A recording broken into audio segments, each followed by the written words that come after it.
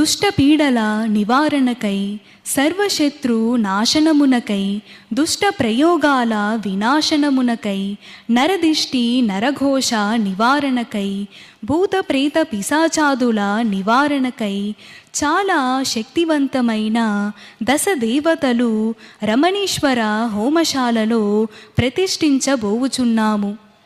ఇక భక్తులు ఎక్కడా తిరగవలసిన పని లేదు. హవనములో పాల్గొంటే చాలు. స్వయంగా మంత్రం చెబుతూ హవనము చేస్తే చాలు.